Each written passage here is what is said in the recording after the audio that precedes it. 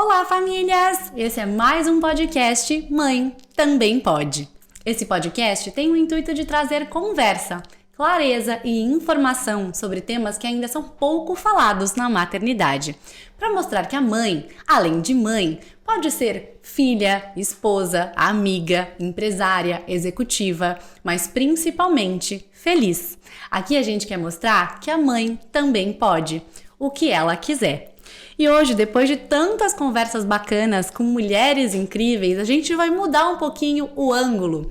Vamos mudar um pouco a nossa perspectiva. Porque quando a gente fala de maternidade, é impossível não tangenciar também a paternidade. E como as nossas conversas aqui seriam muito mais simples se nós socialmente enxergássemos os dois papéis da mesma forma.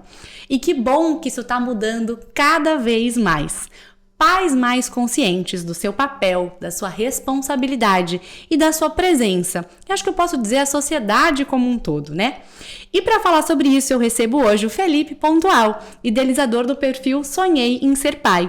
O Felipe é executivo, além de marido da Ana Júlia e pai do Martim e da Tereza. Felipe, seja muito bem-vindo ao nosso podcast. Obrigada mais uma vez por você estar aqui com a gente.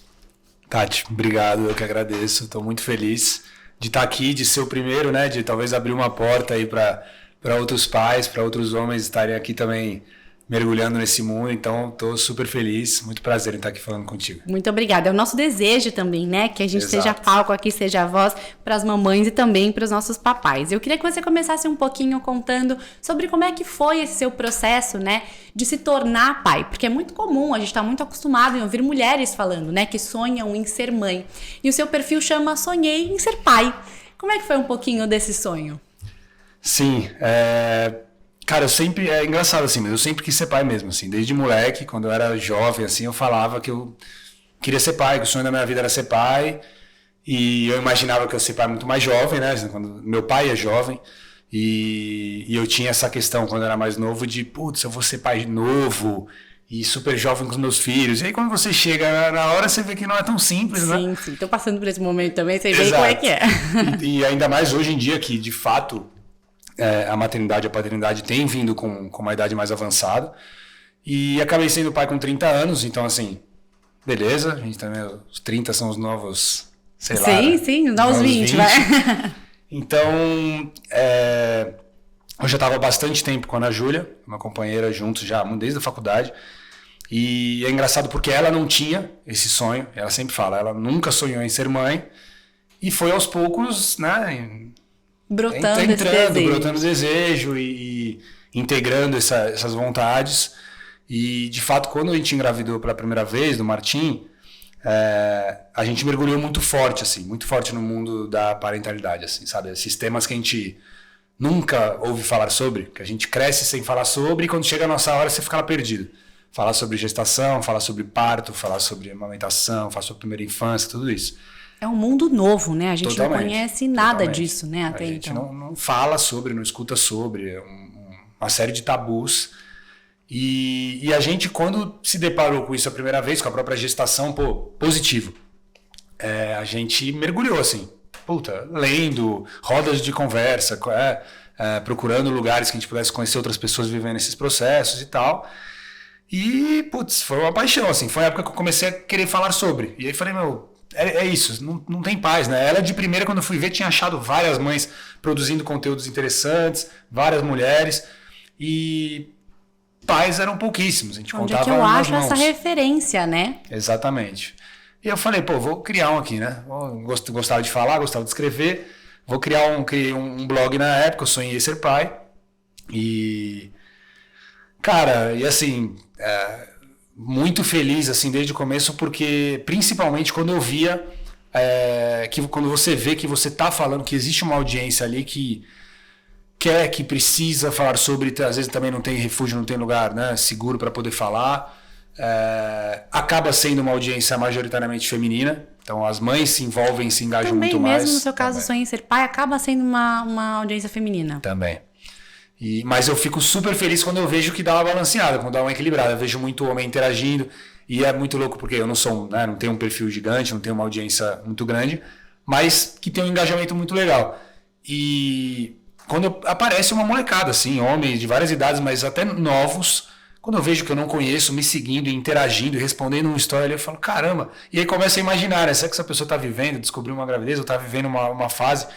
E então, sempre que eu vejo, óbvio que eu sou muito feliz, né, com as mães, com as mulheres que super se engajam, mas quando eu vejo os homens participando de uma maneira ativa, que não seja só lendo ali silencioso, mas, pô, manda uma mensagem, escreve um negócio, comenta, divide a sua história, é a hora que eu falo, pô, sabe, tipo, é pra isso que eu quero estar ali também, sabe, pra que essa galera possa entender a mudança que a gente tá vivendo, né, de paternidade ativa, de masculinidade, como o homem hoje enxerga seu lugar um pouco mais diferente na sociedade, e que esperemos que a gente siga nessa evolução, né? Sem dúvida. E eu acho que tem um pouco disso, né? Porque a mãe, a gente escuta muito falar sobre grupos de mães, né? Então, grupos de apoio, essa rede de apoio na internet.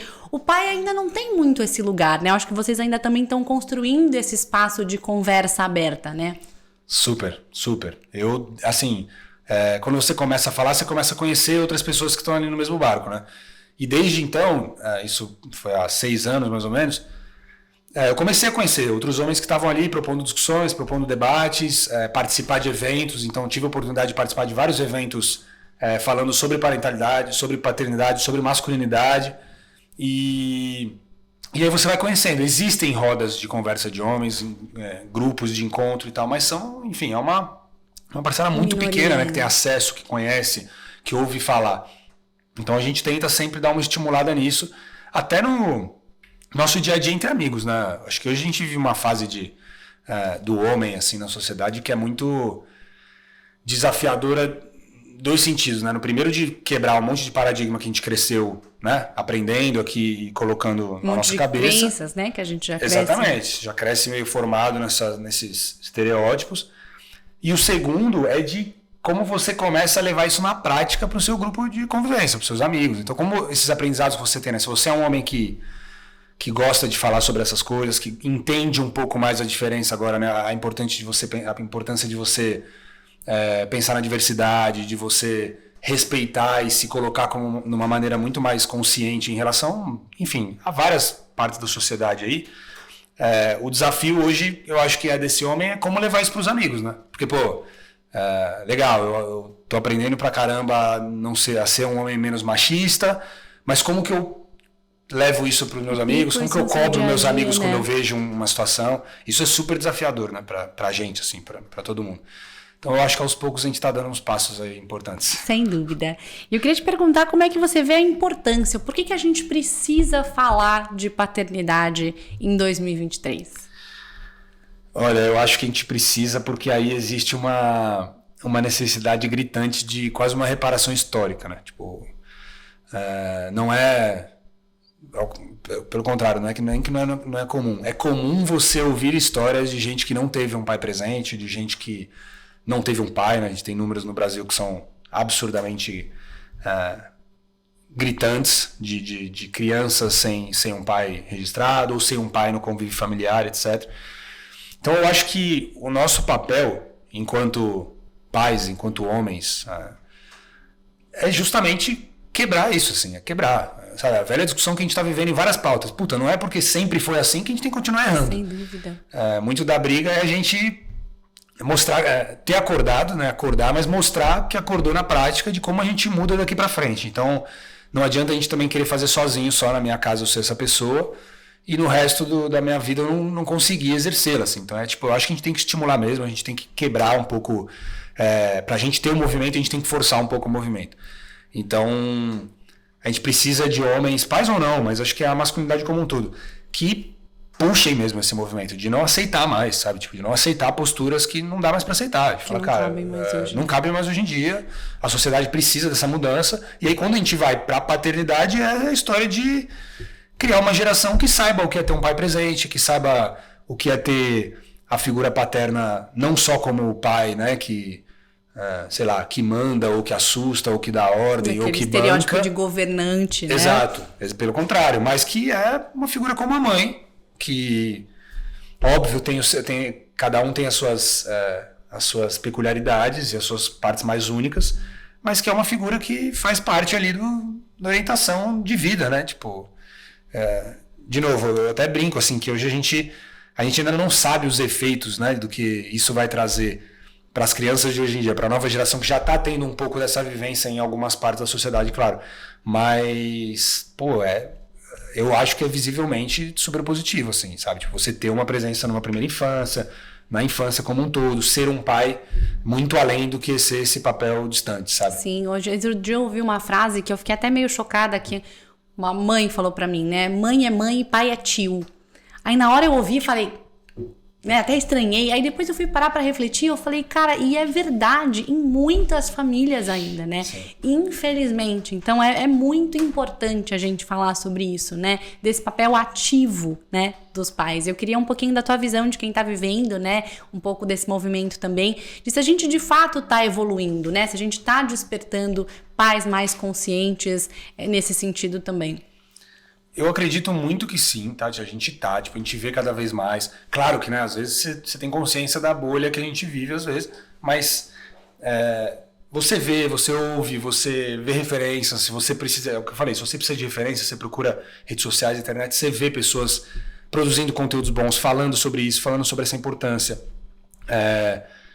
Hoje no ambiente, né, escolar, a gente conversa muito entre as famílias e a gente já sente uma participação muito maior, uma participação que, enfim, nossos pais não tiveram, talvez, e outras gerações não.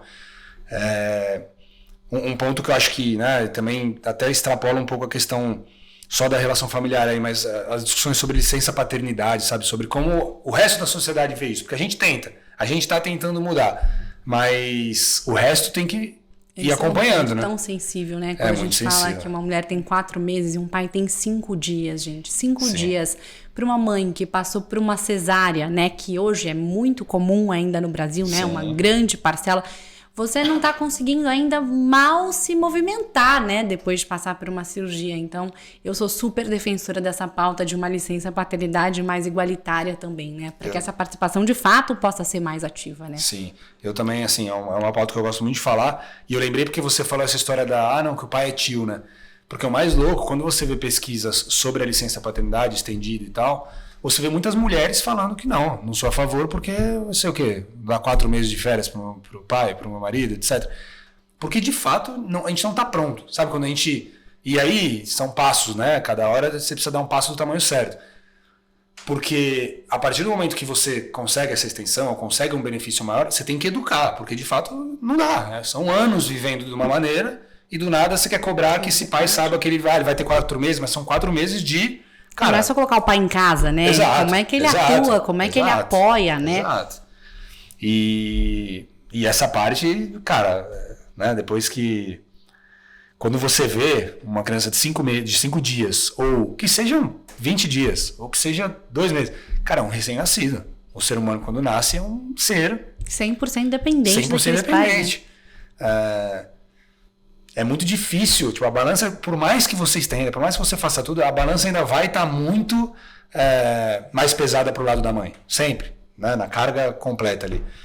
Então, aos poucos, né, a ideia é que a gente consiga mesmo aos poucos equilibrar o máximo possível isso, porque no fim, de novo, cada um tem suas particularidades e tal, mas o pai e mãe ali, tirando a amamentação, cara, os dois estão ali, podem fazer as mesmas coisas. Isso é muito legal a gente falar, né? Porque a gente escuta ainda também muito esse estereótipo, né? Mas quem amamenta é a mãe, né? Então não tem muito como eu possa ajudar. Não, né? Tem sim, tem muita coisa que pode ser feita ali, né? Não só de cuidar dessa mãe no momento da amamentação, uma troca de fralda, um banho, distrair esse bebê para que essa mãe possa tomar um banho, descansar. Tem muita coisa que dá para fazer também, né? Perfeito, você já deu vários exemplos aí, mas é exatamente isso. Porque a gente fica com aquela ideia, né? Não, mas pô, tá 4, 6 meses em casa de licença, pô, tá lá com o bebê, assistindo uma série, relaxando. Cara, é bem comum você trabalha fora, você volta do trabalho e a mãe tá mais cansada que você que passou o dia fora trabalhando, porque de fato é extenuante, assim. Tipo, é muito, lógico, tem um lado muito delicioso, mas, pô, filho dá trabalho pra caramba. Não tem verdade seja dita, né? Dá muito trabalho. Pra criança dá trabalho. Tem um lado que não tem preço esse trabalho também. Ele te retribui de uma maneira muito, muito gostosa. Mas dá trabalho psicológico, dá trabalho físico. Você cansa fisicamente. Você cansa ainda mais a carga mental, né, de pensar em tanta coisa, de medos, de insegurança, etc. De aprendizado quando é o primeiro filho. Então, lutemos aí para equilibrar essa balança. Sem dúvida. E o que você já tem visto, Fê, de mudanças, assim, principais mudanças que têm acontecido na paternidade nos últimos anos, que a gente já consiga medir, né, na prática? Sim, eu acho que é mais visível, assim, essa história do homem ter um pouco mais de noção do seu papel, que dá para fazer mais coisa do que parecia, sabe? Eu acho que a pandemia trouxe uma discussão importante também, que foi essa história de estar todo mundo em casa, e de repente todo mundo tem que fazer um pouco do que não fazia. Então, assim, cuidar da casa, que seja isso, né? Que seja cuidar da família ou cuidar da casa ou o misto, mas puta, desde um detalhe de organização, de lavar a louça e limpeza, até quando entra na questão familiar, presença um pouco mais no dia a dia. Então, pô, tem uma, sei lá, reunião na escola, reunião no berçário, tipo, ainda não vou também, né, criar nenhuma ilusão. Ainda é muito mais forte a participação da mulher, da mãe. Mas eu sinto que eu vejo essa mudança, de ter pais mais interessados, mais engajados, mais presentes nessa questão de, pô, levar no médico, ir numa reunião da escola, sabe aquele medo, esse é um exemplo forte também, né, no sentido de que tem que levar o filho na escola, geralmente essa insegurança de pedir no trabalho e ver como vai fazer é da mãe. Né? O pai, puta, tô trabalhando, não tem como ir. Né? Você não vai achar o pediatra que te atende às 8 da noite. Você vai ter que ir segunda às 3 da tarde, uma consulta de 3 horas. Cara, levantar a mão lá e falar, gente, eu tenho uma consulta médica do meu filho e eu sinto que aos poucos os homens estão enxergando não só a necessidade de que participem, porque é necessário, mas também o que isso significa para si mesmo, sabe? Tipo, você ser esse pai que participa, você também recebe de volta. Tipo, pô, eu vejo a relação que eu tenho com os meus filhos é diferente por isso, sabe? Por eu estar presente, por eu fazer questão de estar presente. Tipo, o que aparecer de pautas ali sobre meus filhos, eu posso falar sobre, sabe? Eu tenho propriedade para entender o que eles estão vivendo, qual a fase que a gente está vivendo. Eu não preciso depender da minha mulher para falar como legal. Que é, né? Como ele está na escola. Bom, pô, eu sei. Lógico que tem horas que, né? Um ou outro, putz, hoje eu realmente não consigo, você faz essa, a gente se divide.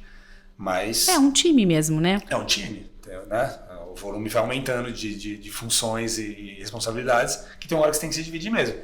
Mas eu acho que essa é a questão, é divisão, não é ajuda, né? O pai não ajuda. Sem dúvida, isso é super importante. E do pai estar inteirado, né? Porque a gente ainda tem uma parcela pequena dos pais.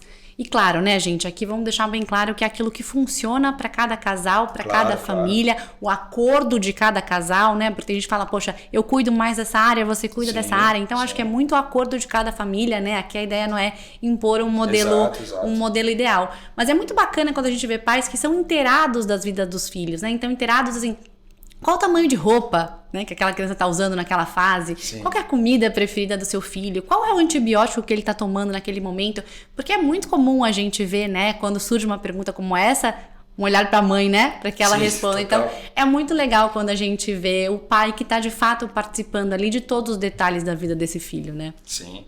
Não, e não é isso que você falou, não existe regra. Tipo, a paternidade, a maternidade é muito individual mesmo, é muito família, formato de família, como que, né, se encaixa a família, não é todo mundo que tem ali também condições de estar 100% presente. A volta da pandemia também, né? Rede de apoio é uma coisa, putz, é um peso absurdo para qualquer família. E então, e a volta da pandemia foi isso, né? Tipo, cada um voltou de um jeito, a gente ainda está nesse pós-pandemia meio, né, reaprendendo as coisas. Uma coisa que, né, eu tenho um filho de 5 anos que pegou a pandemia quando tinha recém-completado 2 e tenho uma filha de 2 anos que foi concebida e nasceu na pandemia. É muito louco, porque os efeitos da pandemia a gente vai saber, sabe sei lá quando. A gente conversa muito disso com médico, com psicólogo, a gente sempre fala sobre essas coisas. E ninguém sabe os efeitos que isso vai trazer. A gente sente na prática, a gente sente na prática.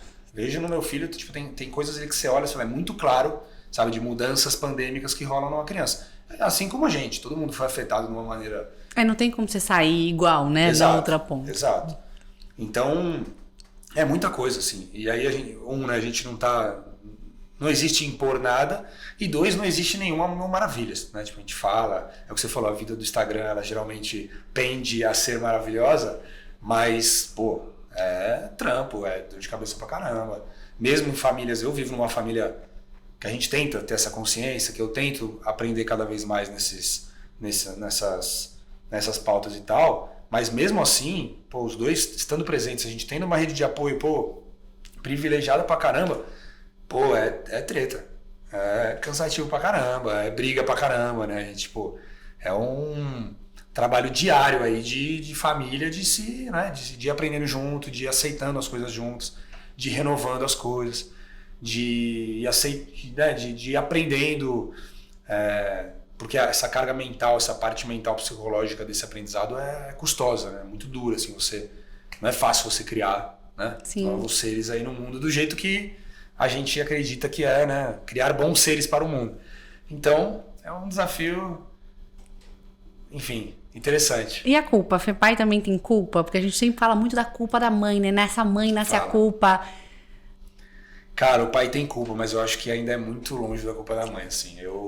Lógico que tem um lado muito pessoal de como você leva as coisas, mas é muito desequilibrado. Eu acho que a mãe ainda sofre muito mais esse lado. Porque é o que você falou. Quando rolam os questionamentos, quando rolam as opiniões, quando rolam as perguntas, geralmente são pra mãe. Então, desde que, cara, não precisa nem ter engravidado antes. Você tá no processo de engravidar, você tá engravidando. A sociedade, ela é questionadora, opinião todo mundo adora dar. E quando nasce, pô, dobra. E geralmente isso pesa muito mais para a mãe. Tipo, a carga mental da coisa, pré e pós-nascimento e tal, é sempre muito maior para a mãe, por preocupação, porque ela que, né, a sociedade ainda põe ela muito mais como responsável. Então, pô, mas você quer ter parto natural? Você, não, sem anestesia, não, tá louco. Não, e, pô, nasceu assim, desde o formato da barriga até o que a criança tá fazendo, sempre tem uma opinião para você receber. Tem uma hora que ou você desencana ou você vai sofrer muito. E essa parte de culpa, a gente fala muito sobre isso, assim. E eu até brinco, eu falo, cara, tipo, desapega. É que talvez pra mim é mais fácil mesmo, às vezes, eu receber um comentário e tirar de mim e, desencana. Mas é muito difícil, assim, é custoso pra mãe. É duro, assim, a carga mental e a culpa, eu acho que ela traz um peso muito forte, assim, sabe? Nesse novo dia a dia dos desafios, assim, é uma coisa que pesa muito, porque, de novo, a gente ainda está começando essa transformação dos conceitos, sabe? Dos preceitos ali. A gente ainda olha a mãe como a responsável. Beleza, mesmo que o pai seja o governante da coisa, a família, crianças, a mãe é a dona. Então, assim, se for questionar, é a mãe. Se for culpar, é a mãe. Isso é duro, é muito duro. Sem dúvida. E o que é ser um bom pai para você? Não é uma pergunta fácil, né? Ter respondido. Não é uma pergunta fácil. Ser um bom pai, para mim, eu acho que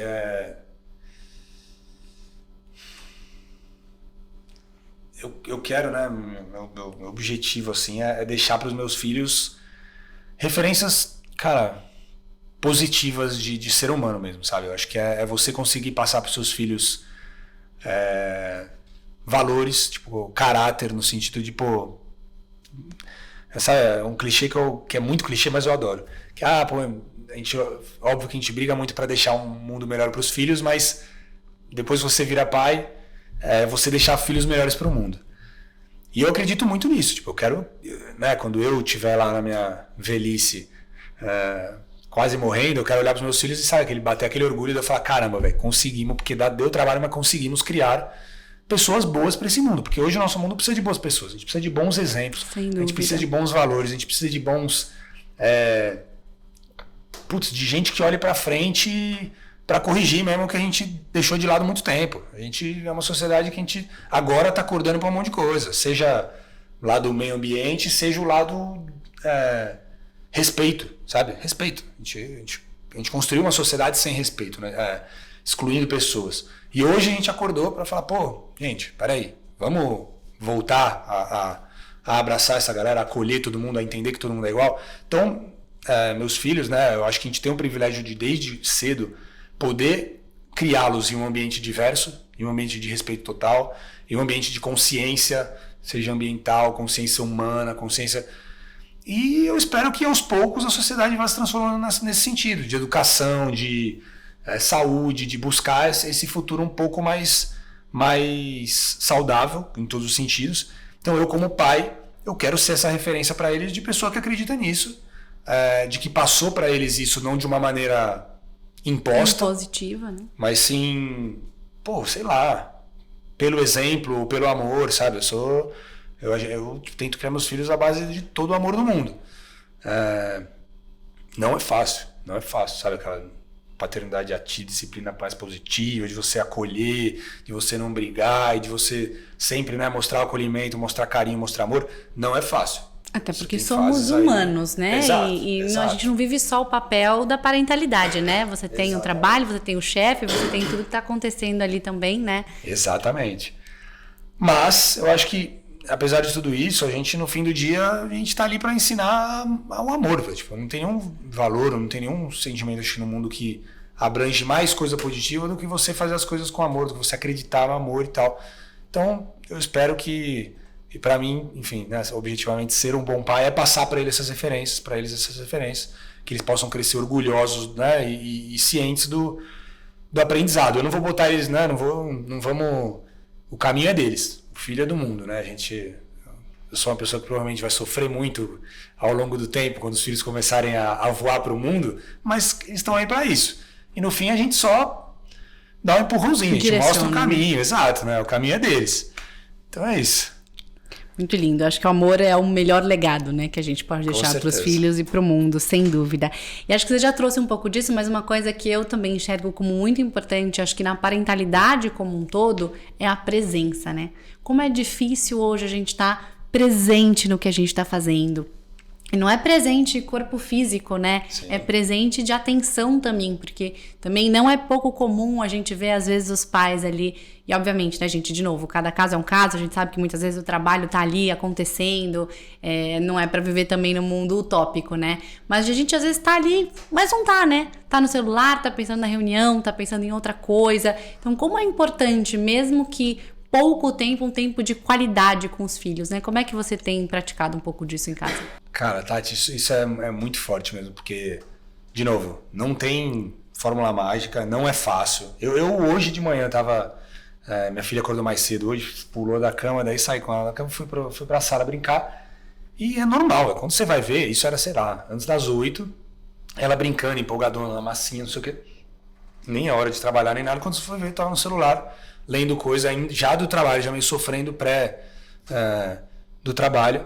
E ela correndo na sala, vindo me mostrar coisa, você já bate aqui. Não, pelo amor de Deus, sabe? Botei de lado, porque é automático. Hoje a gente vive numa parada que é isso. Tipo, a nossa vida virou isso. Eu acordo, pego o celular, vejo se tem, né, novidades ali, beleza. O banheiro, celular, não sei o que, celular, ligado o tempo inteiro. E isso afeta, né? Tipo, vários momentos eu tenho mesmo essa noia assim de falar, puta, sei lá, nossos filhos crescendo vendo a gente no celular, tipo, é um negócio meio estranho, que a gente não tinha essa referência, né? E eu falo, né, eu tenho pensado muito nisso, assim, que as crianças, em termos de foco, em termos de essa aprendizagem e tal, já tem desafios muito grandes disso, porque hoje elas são hiperestimuladas todo o tempo. E você tem opções todo o tempo, diferente de como a gente era criança. Eu tenho pensado muito nisso. Então, assim, é uma briga diária, assim, é uma briga diária pra gente se fazer presente, como você falou, não só fisicamente, mas de estar ali total focado. Porque não é fácil. Você sempre, hoje, quando que você tá fazendo uma coisa pensando só nela, né? Se deixar, você tá fazendo tudo pensando em outra coisa. Acho que é o maior desafio que a gente vive hoje é o desafio da atenção, né? Do foco. Exato. Você tá dirigindo, ouvindo uma mensagem de áudio, ou já pensando o que você vai falar, não sei o quê. Poucas vezes a gente para fazer alguma coisa só pensando nela, não tendo que pensar em nada. Consegue se bloquear. É difícil, é um desafio grande pra gente. Imagina pra criança. Hoje, né, já mudando até um pouco o ponto, mas tenho vivido essa discussão sobre o Martim, sobre o meu filho, sobre foco. Tem 5 anos, ano que vem vai pro primeiro ano da escola. E, cara, primeiro que criança, né, normalmente já é aquele caos, né? Tipo, hiperatividade, no sentido de, fazendo muita coisa toda hora. Mas hoje, cara, a infância já é muito mais do que o normal. Eu brinco, quando a gente era pequeno, sei lá, você queria ver um desenho... Desenho tem das 10 às 10h30 no programa da Xuxa. É o desenho que tem. E o comercial lide com isso, né? E tem comercial ainda, que você tem que assistir. Exatamente. Eu penso muito nisso, né? De como é que a gente está criando crianças que não vão saber lidar com tédio. Né? Exatamente onde chegar. Porque hoje ali você tem o YouTube, né? Você botou o dedinho ali, não gostei desse vídeo, vai pro próximo, pro próximo, pro próximo. E eu fico pensando nisso, eu falo, gente, como é que vai ser o dia que você tem que sentar, às vezes, ali na cadeira, né? De um consultório médico, sem a bateria do celular. E aí? Né? Você consegue não fazer nada? Não aprendem o ócio, viver o ócio, sabe? O tédio. Eu preferi agora até vou usar o seu tédio do que o ócio que eu sempre falo. Porque que é frustrante, mas faz parte da vida. Quando a gente era pequeno, pô, não tem o que fazer, inventa. Contempla aquela árvore ali. No feriado eu falei muito disso porque eu fui viajar, peguei um trânsito pra voltar 8 horas no carro. E, cara, minha época era 8 horas vendo o fio lá da estrada. O formato do bichinho na nuvem. Exato, ganhava um gibi pra durar a semana de viagem.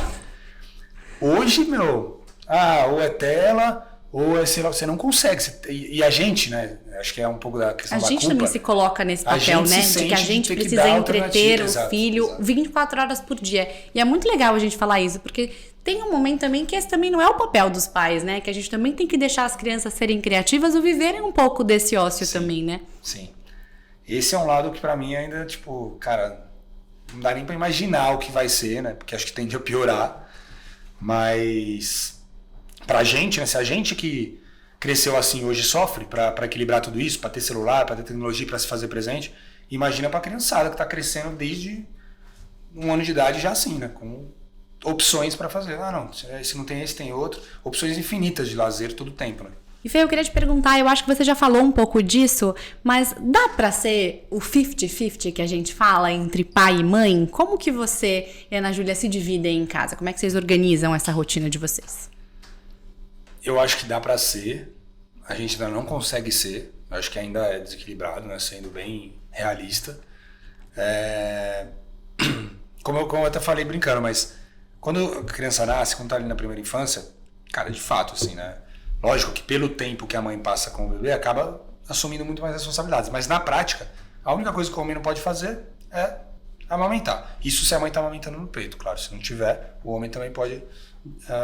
participar e dividir essa tarefa. O resto, como você falou, mas acorda de noite de 3 em 3 horas para mamar. Aí é a mãe que tem que dar porque eu não tenho peito. Cara, você acorda junto e sei lá, se você vai dar água, se você vai fazer carinho, se você vai, sei lá. Bater papo, estar presente ali. Então, nesse sentido, o desequilíbrio está na amamentação. No resto da vida, a gente sempre busca esse equilíbrio. Em casa a gente busca.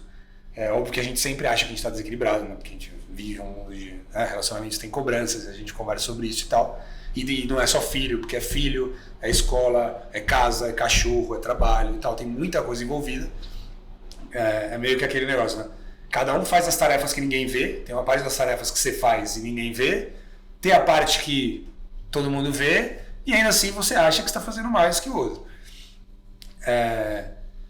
A gente se policia muito quanto a isso, assim, a gente se cobra, sabe, quanto a isso, super, né, não no lado pejorativo da cobrança, mas a gente conversa sobre,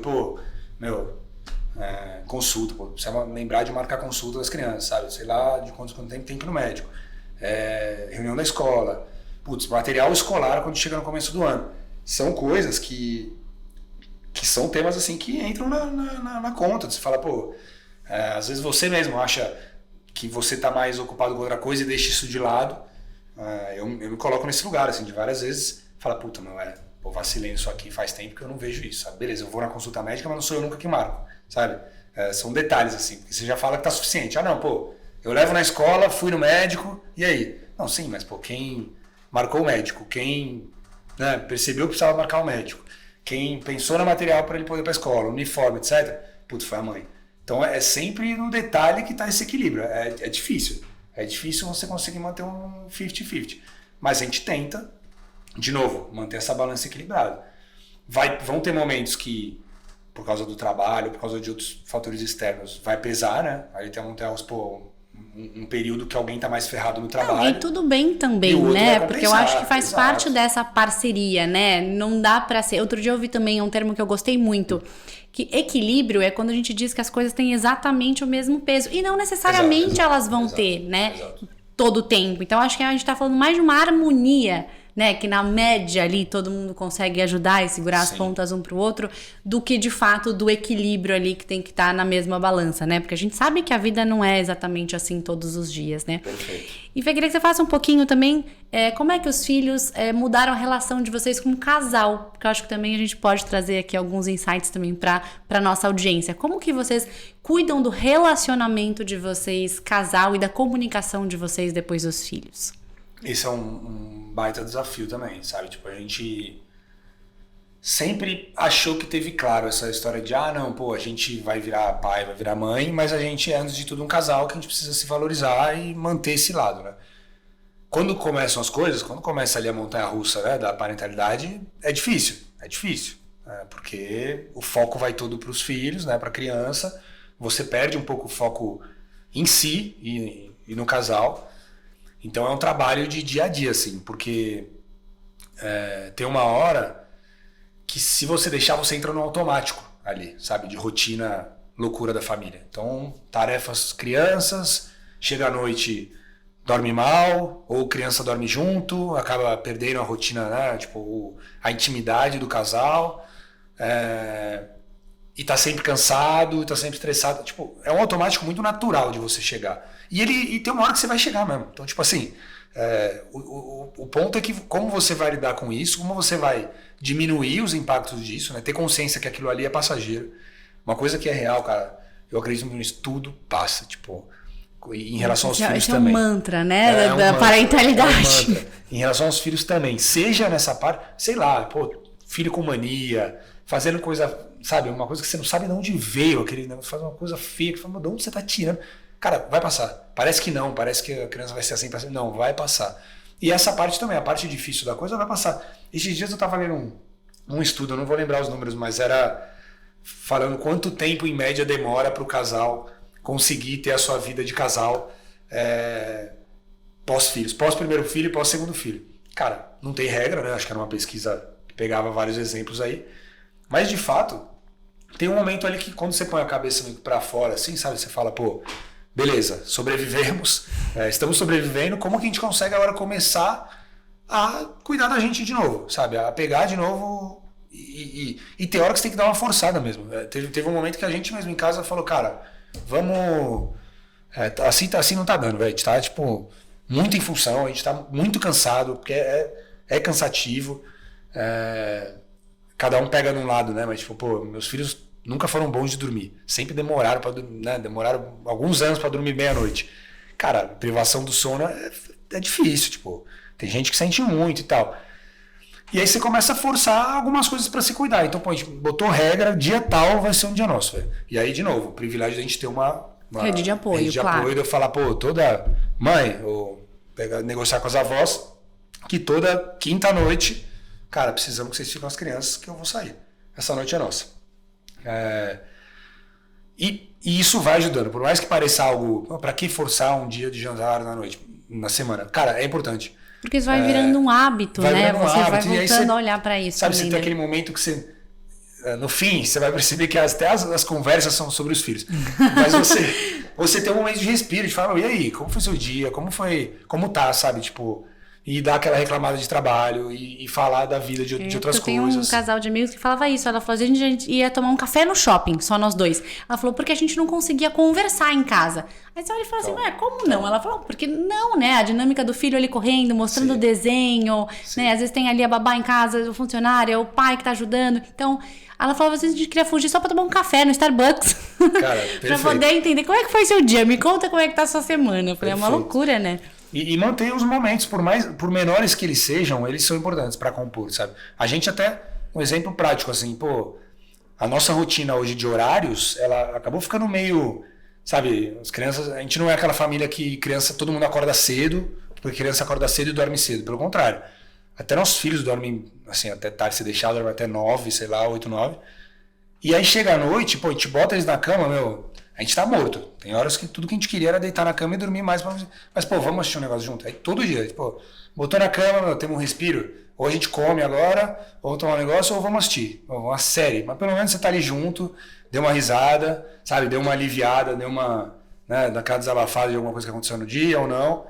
Esses momentos eu acho que, de novo, por menores que sejam, que pareçam, eles ajudam a compor ali um laço importante de se manter, sabe? No casal. Sem dúvida.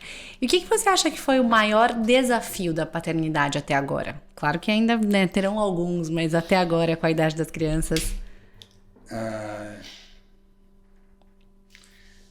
Cara, assim, né? A pandemia em si foi um desafio importante, óbvio, para todo mundo. No meu caso, que o Martin tinha 2 anos, foi aquele misto de desafio pra caramba, de estar em casa com ele o dia inteiro, mas de um privilégio muito, muito forte, assim, sabe? Quando que eu ia imaginar que na minha vida eu ia passar os dias com meu filho, tipo, em casa, é lógico, trabalhando, mas assim, em casa, podendo estar com ele, podendo crescer e fazer tudo com ele e tal. Então, assim, esse lado teve eu jamais vou dizer lado bom, não é o lado bom da pandemia, porque não teve lado bom da pandemia, mas foi uma coisa que também, por outro lado, deu pra gente a oportunidade de viver uma situação como essa. Cara, hoje eu vivo momentos desafiadores com as crianças, assim, de novo, o Martin tá com 5 anos, Tereza tá com 2. Eles são bem diferentes, a relação deles é maravilhosa, mas eles são bem diferentes. E eu diria, assim, para colocar um desafio, eu diria que é lidar com as inseguranças em relação à personalidade de filho. Tipo, e aí não é agora eu tô vivendo isso. Eu tô vivendo isso, mas vivo isso desde que ele nasceu, sabe? Desde que meus filhos nasceram. A gente meio que às vezes exige, sabe aquele negócio que quer saber se tá tudo bem? E às vezes, cara, tá tudo bem, mas cada um tem o seu ciclo de desenvolvimento, tem a sua jornada. Não, e a sua personalidade, né? Porque não significa mesmo os pais, mesmo ambiente, que crianças são iguais, né? Já vem ali uma programaçãozinha existente, a personalidade tá ali. Claro que tem muita coisa que ele vai moldar, mas assim, você vê que já vem Já vem de fábrica. Já vem de fábrica um chipzinho ali. Mas eu acho que essa insegurança eu nunca falei sobre isso, tá? Mas o que eu acho que também as pessoas não falam sobre muito é a insegurança de, tá tudo bem, sabe? É normal ele fazer isso. Uma criança de, sei lá, de 2, 3 anos, que aí você vê um comportamento estranho, ou, exemplo prático que eu falo desse consequências pós-pandemia, medo de gente, ou tipo, não gostar de ambientes com muita gente. E hoje meu filho com 5 anos, ele externaliza isso, ele fala, papai, mamãe, eu não gosto de muita gente. E a gente ama muita gente. Então, tipo assim, a gente é a família que qualquer festa quer fazer um rolezão em roda de música. Ele não gosta. Tipo, é outra. E ele desacostumou. E aí ele tá nos lugares e demora pra engrenar, sabe? Pra se ambientar. Mesmo com os amiguinhos da escola que ele ama, chega no lugar e fica brincando sozinho. Dali um tempo ele vai se soltar numa festinha. Dali um tempo ele vai brincar com todo mundo. Mas até lá, você fica, caramba, velho. Tipo, será que é normal? Só quer ficar sozinho? Será que tá tudo bem? Será que ele tá, sabe, precisando de alguma coisa? Essa insegurança, tipo, é um fardo aí que acho que todo pai e mãe carrega constante. Porque a gente sempre vai achar. E agora a gente tá vivendo a fase dos 5 anos. Quando ele tiver 10, quando ele tiver 15, sempre tem uma coisa que você fala, né? Puta, mas e aí? Né? Será que tá no desenvolvimento certo? Não tá? E no fim, é isso. Cada um tem o seu ciclo, cada um tem sua personalidade. Claro que existem N casos, podem ter, né, diagnósticos, podem precisar de ajuda, podem precisar de um acompanhamento. Mas essa insegurança, até você ter certeza, até você conseguir esse acompanhamento, até você sentir que vai passar, que é mais uma coisa que vai passar, eu acho que é um desafio forte assim dessa fase, sabe, de pai e de mãe. Muito bom. E Fê, acho que a gente podia ficar aqui horas falando, né? Que tema delicioso que é esse, a gente olhar as coisas também por um outro viés, né? E antes da gente fechar, eu queria te fazer 2 perguntas. A primeira, nosso nome aqui é Mãe Também Pode. Mas hoje, tendo a sua presença aqui, eu queria saber de você, pai também pode? O que o pai também pode? Cara, pai também pode. Pai tem que, né? Pai tem que para poder. Mas assim, pai... eu acho que pode se sentir livre para se colocar nessa participação, para participar, para ser mais ativo, para ser mais engajado. Para poder se orgulhar de fazer isso, sabe? Porque, de novo, é um aprendizado constante, a gente não sabe, a gente não cresceu sabendo, todo mundo tá aprendendo junto do zero, depois muito tempo de vida já. Então, eu acho que é muito recompensador você poder fazer tudo isso e depois se orgulhar de si mesmo, de falar, olha que legal, sabe? Tipo, eu fiz e viu alguém fazendo, e você se inspirar em alguém, você inspirar alguém. Pai também pode viver isso. Quando a gente vê mães, né? Tipo, a história, geralmente a história linda de mães com os filhos e de ver as coisas acontecendo. Pô, o pai também pode estar naquele lugar, sabe? Do pai falar, puta, eu fui sabe? Tipo, nesse caso eu fiz junto, ou eu fiz, enfim, acho que isso é urgente, assim, pra gente, pra sociedade e pros pais, pros homens, assim. O pai, sem dúvida, pode e tem que participar desse mundo, mergulhar nesse sistema aí da parentalidade, na história toda, na jornada toda, porque, de novo, isso só traz coisa boa para todo mundo. Muito legal, e parabéns pelo seu trabalho, por puxar uma pauta que é tão importante, tão urgente, mas também queria a sua visão do outro lado, você convivendo com a Ana Júlia, como mãe dos seus filhos. Para você, o que mãe também pode? Essa parte... Mãe, cara, mãe pode tudo, né? Tipo, mãe... Eu gostei muito da introdução que você fez, né? E da introdução de vocês, quando sempre vocês falam do podcast, da importância da mulher poder ser tudo, de fato. A mulher que vira mãe, ela não vira mãe e é mãe para sempre, não é só mãe. Ela segue podendo brilhar em várias outras frentes, várias outras coisas, vários outros sonhos, poder continuar realizando sonhos que não sejam da maternidade, talvez, ou sim. Então eu acho que também é urgente que a gente possa olhar para a mãe por esse lado, de falar, a mãe também pode fazer o que ela quiser, ela pode criar o filho dela como ela quiser. Óbvio que a gente traz todas essas pautas, que a gente quer falar sobre parto, que a gente quer falar sobre primeira infância, que a gente quer falar sobre cuidar e como cuidar dos filhos e tal, mas no fim, a pessoa que melhor sabe fazer isso é a mãe. A pessoa que vai olhar para o seu filho e vai saber o que fazer ou como se comportar é a mãe. Então, no fim das contas, tudo isso que a gente discute é para ter elementos para aprender, porque muitas coisas, as mães também muitas vezes não falam sobre isso, não têm oportunidade de falar sobre isso ao longo da vida, né? Então elas também estão aprendendo sobre tudo o que isso significa.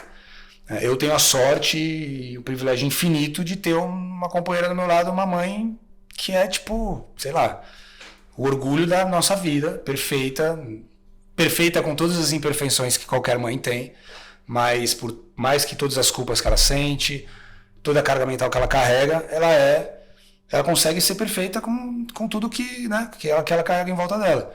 Então todos esses desafios que a gente tem, que pesam muito, muito, muito para a mãe, e são muito constantes, e ainda assim conseguir manter a sua vida, conseguir ser uma profissional, né, de sucesso ou não, às vezes não tendo tido a oportunidade de seguir sua profissão, tendo que largar a profissão momentaneamente ou definitivamente para cuidar da família, isso não é demérito nenhum. Tem gente que, de novo, seja por rede de apoio, seja por formato familiar, tem hora que você tem que tomar essa decisão, e isso não é demérito para ninguém. Cada um tem o seu formato de família e só sabe, né, onde aperta ali sua rotina. Então eu acho, se eu pudesse resumir, a mãe também pode viver com menos culpa. Você trouxe o tema da culpa, eu acho que é o grande ponto, né, o peso que traz vários outros pesos, né, tipo, por causa da culpa que depois se desdobram vários outros problemas. A partir do momento que a gente aceita a mãe como ela é, seja ela querendo trabalhar, seja ela não querendo trabalhar, cuidar dos filhos, seja ela não querendo ser, a mulher não querendo ser mãe, ou querendo ser mãe, enfim, de outra maneira, mais velha, etc. Pô, a gente julga tudo que é opção. A gente julga toda opção. E hoje a gente vive uma geração que a mulher quer ser mãe mais velha, talvez. E pode ser. A ciência, a saúde tem permitido. Cara, que seja. Tipo, a gente parar de julgar um pouco e, na verdade, mais prestar admiração, né? Tipo, se orgulhar dessas histórias do que ficar querendo, enfim, rotular ninguém. Então, enfim, dei bastante volta, mas tudo isso para dizer isso para minha, né? Para mãe dos meus filhos, que é o nosso orgulho, mas para todas as outras que também possam se orgulhar do que fazem, assim, tipo, independente, o caminho é tortuoso, independente do caminho que você escolheu, ele é tortuoso, mas ele é motivo de orgulho. Então a gente tem que se orgulhar de ser mãe ou ser pai no mundo de hoje. É uma conquista, e é uma conquista de dia a dia que dura bastante tempo e que não tem recompensa melhor também. Fê, muito, muito, muito obrigada pela sua presença, por ter topado o desafio de ser o nosso primeiro pai aqui. Foi um prazer bater esse papo com você. Acho que a gente falou de muitos insights, muitos temas importantes. E eu espero que esse espaço possa ser cada vez mais comum, né? Que a gente possa sempre falar que a mãe também pode e que o pai também pode, né? Que as escolhas sejam muito similares e que a gente consiga equilibrar cada vez mais essa balança. Então, muito obrigada mais uma vez e parabéns pelo trabalho incrível que você vem fazendo. Perfeito, Tati. Obrigado. É isso. Vamos incentivar, né? Quem estiver ouvindo, não se... Vamos compartilhar isso. Às vezes a gente sempre compartilha com as amigas, né? Não, olha aqui. Cara, compartilha com os amigos. Chamem os maridos. Chamem os maridos. Cobrem os maridos também que participem. Que, pô, isso vai fazer diferença. A gente tá dando... Parecem passos tão pequenininhos, mas que eu sei que no futuro, né, são muito importantes e essenciais pra gente. Vão fazer muita diferença. Muito obrigado. Estou muito feliz de ter sido o primeiro homem e de estar aqui falando com você. Muito obrigada. Esse foi mais um episódio do nosso Mãe Também Pode. E a gente se encontra na semana que vem. Tchau, tchau!